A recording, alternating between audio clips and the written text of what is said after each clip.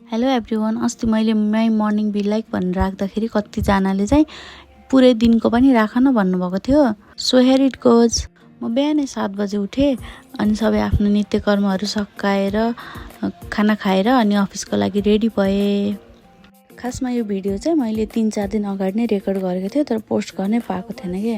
त्यसपछि म रेडी भएर गएँ अफिसमा एकदम धेरै काम थियो। म एकदम बिजी भएँ अनि मैले धेरै सुट पनि गर्न पाएन। अनि त्यसपछि सबै कामहरू सकाएर म गएँ भाटबेटिनी। हल्का सपिङ पनि गर्नु थियो अनि भाटबेटिनीबाट म फेरि घर आएर मलाई ब्राउनी खान मन लागिरहेको थियो अनि मैले चाहिँ यो पाउडर लिएर आएको थिएँ कि भाटबेटिनीदेखि। यो चाहिँ एकदम सजिलो हुन्छ कि, अलरेडी यसमा सबै कुराहरू एड गरेको हुन्छ।